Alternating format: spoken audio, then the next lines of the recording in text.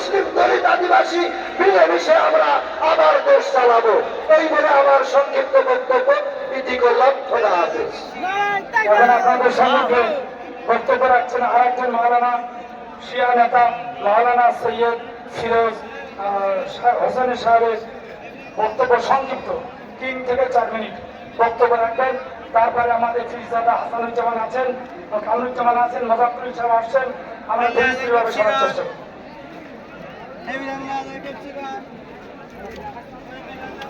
আসসালামু আলাইকুম। সর্বপ্রথম আপনাদের সকলের এই জজ্বা, এই দ্বীনে ইসলাম সাউন্ড গন্ডগোল আছে, বিরো থেকে রিপোর্ট আসছে মাইকে, সাউন্ড পরিষ্কার করো,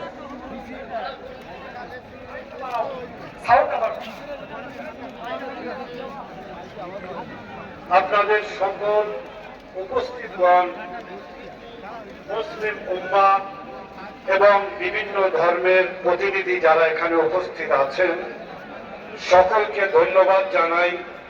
এই লড়াইটি শুধু একমাত্র মুসলিমদের লড়াই নয়। কেন বলছি? আজ 2014 পর থেকে, যখন থেকে বিজেপি সরকার কেন্দ্রে এসেছে, পরস্পর একের পর এক তাদের সিদ্ধান্ত ভারতীয় মানুষদের বলি নিয়েছে। নোটবন্দিতে শত শত মানুষ মারা গিয়েছে, কৃষি আইনে 700-র বেশি চাষি মারা গিয়েছে। সেই জন্য বলছি, এটি শুধু মুসলিমদের লড়াই নয়, এটি শুধু ওয়াকফ বোর্ডের লড়াই নয়, এটি সমস্ত ভারতীয়দের লড়াই। ভারত বিরোধী, সংবিধান বিরোধী, দেশ বিরোধী এমন একটি দল দিল্লির মসনদে বসেছে, যেমন ভাবে ইংরেজ তার জামানায় ইস্ট ইন্ডিয়ান কোম্পানির মাধ্যমে দিল্লির মসনদে এসে বসেছিল। সেই সময় সেই ইংরেজও বিভিন্ন তরিকায় ভারতীয়দের উপরে জুলুম করেছে এবং হিন্দু মুসলিমের দুটি ভাগ করে তারা নিজের রাজত্ব চালিয়ে গিয়েছে। আপনি চিন্তা করুন, নরেন্দ্র মোদী কি বলছে, অমিত শাহ কি বলছে এই আইন নিয়ে, যে মুসলমানদের উদ্ধারের জন্য, উন্নতির জন্য এই ওয়াকফ বিলটা আমরা পেশ করেছি। তাহলে ভূতের মুখে রাপাত ছাড়া আর কিছু নয়। কেন বললাম এই কথাটি? চিন্তা করুন, যে পার্টির দুটি সভায়, রাজ্যসভায় আর লোকসভায় বলুন, একজন ব্যক্তিও মুসলিম নেই। একজন ব্যক্তি, একজন ক্যান্ডিডেট, একজন প্রতিনিধি মুসলিম নেই সেখানে। তারা মুসলমানদের উদ্ধারের জন্য কথা বলছে। যে নরেন্দ্র আজ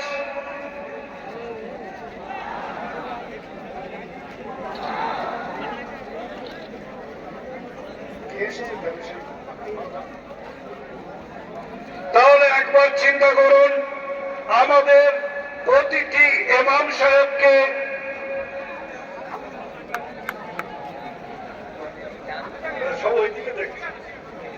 একবার চিন্তা করুন, আমাদের দায়িত্বটা কি আছে? প্রতিটি মসজিদের ইমাম সাহেব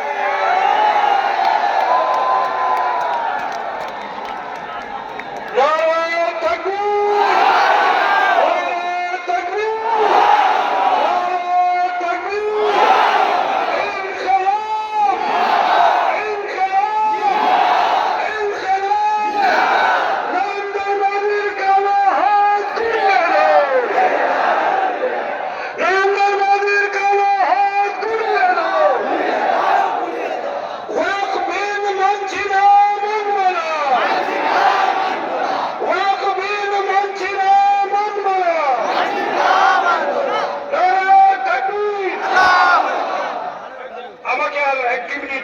আমি বেশি সময় নেব না। আমাদের সকলকে সচেতন হয়ে শুধু এই একদিন প্রতিবাদ করলেন নয়, যুবকরা তোমাদের যে ফেসবুক আছে প্রতিটি ফেসবুকে এর বিরুদ্ধে প্রতিবাদ করা, এবং এই বিলটি কতটা খতরনাক যে আগামীকাল দেখা যাবে 100 থেকে 150 থেকে 200 বছরে যত মসজিদ খানকা তৈরি হয়েছে সব সরকারি প্রপার্টি হিসাবে গণনা করা হবে, এবং প্রতিটি মসজিদ কবরস্থান কমিটিতে প্রতিটি খানকাতে 2 জন গায়ের মুসলিম এই ট্রাস্টির ভিতরে থাকতে পারে।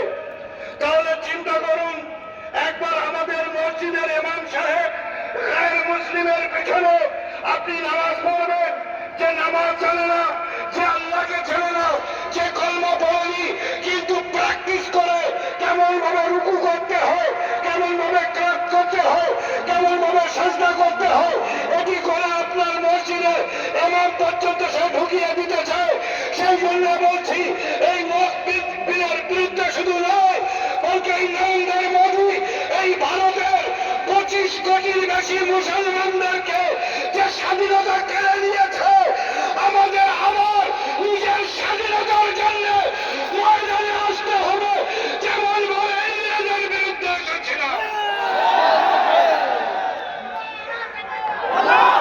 আমরা কিন্তু স্বাধীন নই, আমরা এই দেশে আজাদ নই।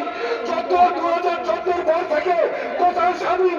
বাবরি মসজিদের কাগজ আমাদের, দলিল আমাদের, মসজিদ তৈরি ছিল সেখানে, তারপরেও কোর্ট থেকে দলিল টাকা পরেও সেখানে রাম মন্দিরে তৈরি হল। আমরা স্বাধীন? আমাদের সঙ্গে 3 তালাকের জন্য মোদী হস্তক্ষেপ করেছে। কত বড় শয়তান দেখুন, যে নিজের বউকে ভাত দিয়েছে, নিজের বউকে ভাত দেয়নি, যে নিজের বউকে ছেড়ে চলে এসেছে, সে মুসলিম মহিলাদের জন্য, হিন্দু মহিলাদের বাপের সম্পত্তিতে কতটুকু অংশ হয় সেখানে সংশোধনের প্রয়োজন নেই।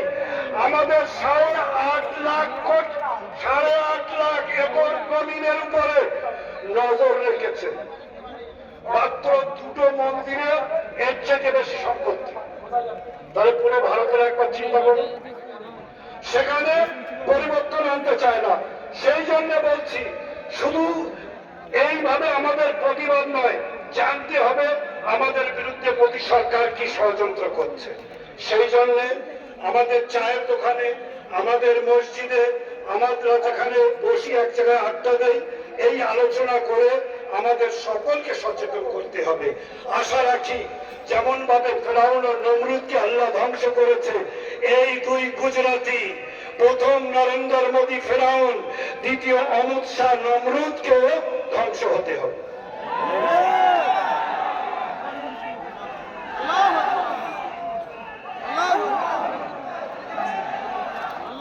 যার হক রাখাল বাতিল, মুসা এসেছে, ফেরাউন ধ্বংস হয়েছে, আর 1 মুসা চলে গেছে, 1000 মুসা তৈরি হচ্ছে। বর্তমান ফেরাউন, নমরুদ, হামান, সাত্তাদের থেকে ধরে ইংরেজদের বড় সরকার হচ্ছে নরেন্দ্র মোদী আর অমিত শাহ। এর দেশ ছাড়া হতে হবে, একা যাবে না। একা গেলে মনটা খারাপ হবে। তো 2 দলে হাসিনার একজন হাত ধরবে আর অমিত শাহ একজন হাত ধরবে, এই 3 জন মিলে নদী ছাড়া হবে, দেশ ছাড়া হবে। আমেরিকায় তার আশ্রয় পাবে, ইসরায়েলি আশ্রয় পাবে। এখন আপনাদের সম্মুখে অল ইন্ডিয়া মুসলিম পার্সোনাল ল সদস্য, নবনির্বাচিত সদস্য, পশ্চিমবঙ্গের একমাত্র বেঈমানদের বিরুদ্ধে, বিশ্বাসঘাতকের বিরুদ্ধে লড়াইয়ের সাহস সামনে কাতারে থাকে মাওলানা কামরুজ্জামান আমাদের সামনে এসেছে। লড়াই করুন, সেই আইনজীবী লড়াই চালিয়ে যাচ্ছে, লড়াই দিল্লি পর্যন্ত যাবে, এই কারখানা খারাপ পর্যন্ত চলবে, নরেন্দ্র মোদী পর্যন্ত না আদালত পর্যন্ত চলবে। এখন আপনাদের সম্মুখে মাওলানা কামরুজ্জামান সাহেব বক্তব্য রাখবেন। একটা বক্তব্য রেখে এসছে, এখানে বক্তব্য রাখবেন। কে নিয়ে যাবেন? আমার বাইরের জেলার মিটিং আছে, পুরো পশ্চিমবঙ্গে সফর করছে, বিগের সমাবেশকে ভরপুর অচল করে দিয়ে, কলকাতায় অচল করে দিয়ে ইতিহাস করতে হবে। দ্বিতীয় ইংরেজের বিরুদ্ধে লড়াই শুরু করবেন ইনশাল্লাহ, ইনশাল্লাহ। খানা পিনার সঙ্গে নিয়ে ইনশাল্লাহ, কালো হাত ভেঙে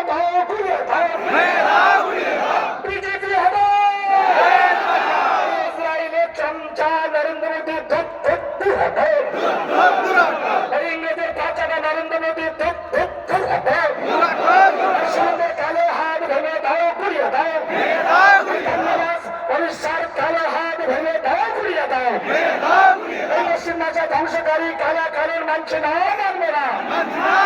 আগামী 26 এপ্রিল কলকাতা ব্রিগেড সমাবেশে ব্যালট এনে যোগ দিন।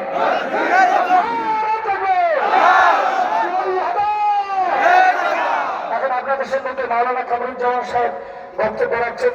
আমার ভাই হাসানুজ্জামান সাহেব অপেক্ষা করছে, উনি আরেকটাই জানেন, এরপরে হাসানুজ্জামান সাহেব অল্প সময় দেবো ইনশাআল্লাহ।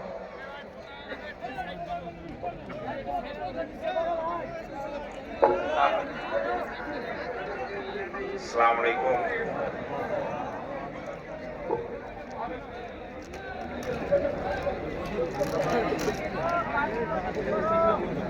সম্মানীয় ওলামায়ে কেরাম, আমার লড়াকু সংগ্রামী ভাই ও বন্ধুরা, আপনারা জেনেছেন নরেন্দ্র মোদী সরকার আমাদের কাছ থেকে মসজিদ কেড়ে নিতে চাইছে, আমাদের মাদ্রাসা কেড়ে নিতে চাইছে, আমাদের কবরস্থান কেড়ে নিতে চাইছে। আমরা নরেন্দ্র মোদীকে কি আমাদের ইমানটাকে কেড়ে নিতে দেব?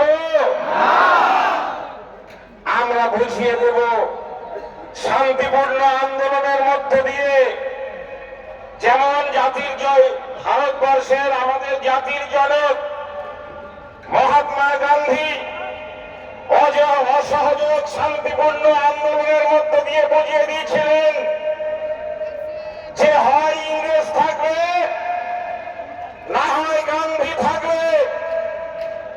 মাওলানা আবুল কালাম আজাদের আন্দোলন ছিল, মহাত্মা গান্ধীর আন্দোলন ছিল, কিন্তু ইংরেজদের পালাতে হয়েছিল, ভারতবর্ষ ছেড়ে তারা ব্রিটেনে যেতে বাধ্য হয়েছিল।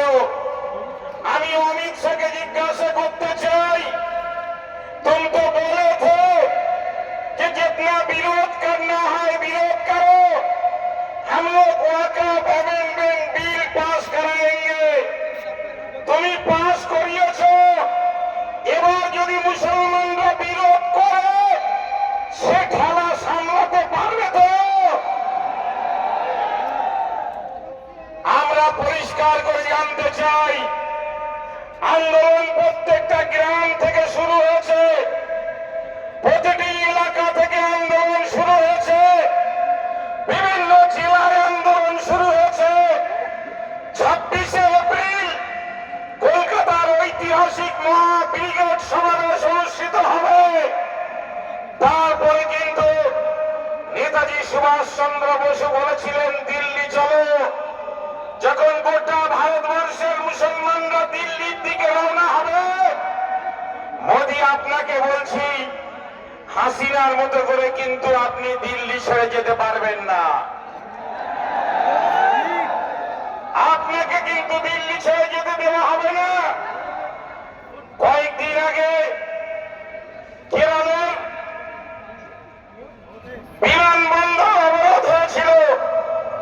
যদি মোদী বলেন যে আমি দেশ ছেড়ে বিদেশে চলে যাব, তাহলে কিন্তু বিমানবন্দরের পথটাও কিন্তু বাধ্য হয়ে আমাদের আটকাতে হবে, আপনাকে কিন্তু পালাতে দেওয়া হবে না। আমার আমি একটা কথা আমার হিন্দু ভাইদের উদ্দেশ্যেও বলতে চাই, জেনে রাখবেন এই আন্দোলন আমার হিন্দু ভাইদের বিরুদ্ধে নয়। এই ভারতবর্ষ স্বাধীন করেছে হিন্দু মুসলমান শিখ ইসাই ঐক্যবদ্ধভাবে লড়াই আর সংগ্রামের মধ্য দিয়ে আমাদের ভিতরে সম্পর্কের ফাটল কেউ ধরাতে পারেনি। আজকে দেশের দুশমন নরেন্দ্র মোদী এবং অমিত শাহ তারা বলছেন যে তারা হিন্দু মুসলমানের মধ্যে সম্পর্কের ফাটল ধরিয়ে দিল্লির মসনদে তারা ক্ষমতায় থাকবেন। মোদী তোমাকে চলে যেতে হবে, কিন্তু আমাদের এলাকার হিন্দু ভাইদের নিরাপত্তার দায়িত্ব যেমন ভাবে মদিনাতে আমার প্রিয় রাসূল অমুসলিমদের নিরাপত্তার দায়িত্ব নিয়েছিল, আমরা আমাদের এলাকার হিন্দু ভাইদের নিরাপত্তার দায়িত্ব মুসলমানরাই নেবে, ঠিক কিনা? আমরা হিন্দু ভাইদের বিরুদ্ধে আমাদের লড়াই নয়। আমরা তো বলেছিলাম নরেন্দ্র মোদী, তুমি মন্দিরের ক্ষেত্রে যে অধিকার দিয়েছ, মন্দিরের সম্পত্তি এবং জমি জমা ব্যবহারের যে অধিকার দিয়েছ, সেই অধিকার তুমি দেওনি, আমার ভারতবর্ষের সংবিধান দিয়েছে। ফলে এই অধিকার তুমি কেড়ে নিতে পারো না। এই অধিকার ভারতবর্ষের সংবিধান দিয়েছে। তুমি মুসলমানদের অধিকার কেড়ে নিয়ে বলছো যে तुम जितना विरोध करना है करो। तुम कान खोल के सुन लो, ये मुसलमान आजादी के लिए लड़े थे, उसलिए इंग्लिश को हिंदुस्तान छोड़ने पड़ा। तुम उस टाइम तुम मुनाफिक थे। তোমার অটল বিহারী বাজপেয়ী বড় মুনাফিক, এবং যিনি আত্মসমর্পণ করেছিলেন তাকে তোমরা নাম দিয়েছ বীর সাভারকর। যদি বিশ্বাসঘাতকতার নাম সাভার যদি বীর হয়ে থাকে, তাহলে তোমরা মোদীকে বীর বলো, আমরা নেতাজিকে বীর বলবো, তোমরা সাভারকরকে বীর বলো, যে ইংরেজদের কাছে আত্মসমর্পণ করেছিল। আমরা মাওলানা আবুল কালাম আজাদকে বীর বলবো, কেননা তিনি ইংরেজদের কাছে আত্মসমর্পণ করেনি। আজকে পরিষ্কার করে জানিয়ে দিতে চাই, আমার উর্দুতে একটি কথা আছে, যার বাংলা অর্থ এই যে বুঝলু কি আর ইমান দুটোকে একটা মানুষের শরীরে থাকতে পারে না। অর্থাৎ বুঝলু কি শব্দের অর্থ হচ্ছে মুনাফিকি, বুঝলু কি শব্দের অর্থ হচ্ছে বিশ্বাসঘাতকতা, বেঈমানি, কাপুরুষতা। অতএব মুসলমান হবে, তার মধ্যে ঈমান থাকবে, আবার কাপুরুষ হবে, এটা কখনো হয় না। তাই মুসলমানদের আন্দোলন বর্তমানে যদি দেখতে হয়, আমার ফিলিস্তিনের কচি কচি শিশু ভাইদের দিকে তাকিয়ে তোমরা দেখে নাও আন্দোলন কারে বলে।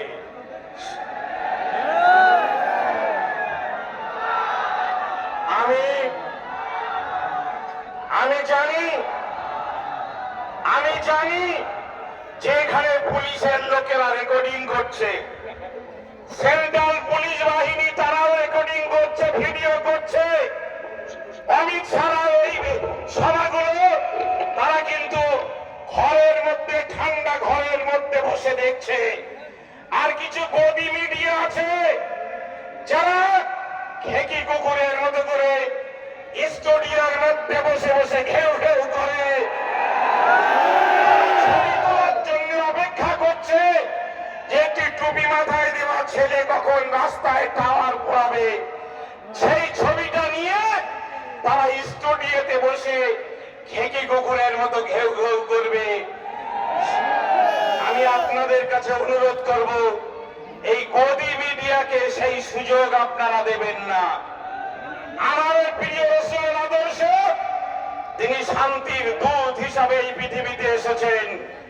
আমি দীর্ঘ বক্তব্য রাখবো না, এইটুকু আপনাদের বলবো, আপনারা সবাই জানেন পৃথিবীর সেরা শক্তি রাখে অ্যাটম বোমের মধ্যে। কি অস্ত্র? এত পারমাণবিক বোম। সেটি হচ্ছে পৃথিবীর মধ্যে সব থেকে, যুদ্ধের জন্য সব থেকে শক্তিশালী বোম। পারমাণবিক বোমের মধ্যে যত শক্তি থাকে, তার থেকে বেশি শক্তি থাকে শান্তিপূর্ণ আন্দোলনে। তাই আমাদের দায়িত্ব হচ্ছে এই আন্দোলনকে শান্তিপূর্ণ নিয়ে যাওয়া। অনেকেই চাইবে আমাদেরকে মিসগাইড করে কোথাও একটা ফাঁদ পেতে দিয়ে, তারা চাইবে একটা অঘটন ঘটিয়ে দিয়ে কাউকে এখানে কেন্দ্রীয় বাহিনী নামিয়ে দেবে। সেই ফাঁদে যাতে আমার কোন ভাই পা না দেয়, সেই দায়িত্বটা কিন্তু আমার প্রত্যেকটা নওজোয়ান যুবক ভাইদের নিতে হবে। অল ইন্ডিয়া মুসলিম পার্সোনাল ল বোর্ডের যিনি জেনারেল সেক্রেটারি হযরত মাওলানা ফজলুর রহিম মুজাদ্দেদি, তিনি রাজস্থানের মানুষ, দিল্লি থেকে মেসেজ দিয়ে বলেছেন, খাস করে আমার নওজোয়ান যুবক ভাইদের কাছে আবেদন যে আপনারা লড়াই করুন, আন্দোলন করুন।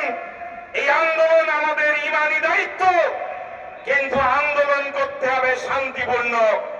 আপনারা যেন কোনো প্ররোচনায় পা দিয়ে শান্তিপূর্ণ আন্দোলনকে নষ্ট করে আমাদের এই আন্দোলন দিল্লি পর্যন্ত পৌঁছানোর পথ যেন বন্ধ করে দেবেন না। নারায় তাকবীর! নারায় তাকবীর! মোদি হটাও! মোদি হটাও! তাই ভাই আমার, আমি আপনাদের কাছে অনুরোধ করে গেলাম, এলাকায় কিন্তু শান্তিও রাখতে হবে। আমি ভেবেছিলাম যে আপনাদের কাছে অনুরোধ করব যে পাশ দিয়ে একটা গাড়ি চলাচলের জায়গা ব্যবস্থা করতে, সেই পরিস্থিতি নেই। সেটা আজকে মোদিরা বুঝেছেন, সেটা পুলিশ বুঝেছেন যে এখানে যদি আর এতটা জায়গা থাকতো সেই জায়গাটাও কিন্তু ভরে যেত। আজকে মালঞ্চ এলাকার মানুষ এই লড়াই আর এই সংগ্রামে এতটাই স্বতঃস্ফূর্ত ভাবে তারা বাড়ি থেকে বেরিয়ে পড়েছেন।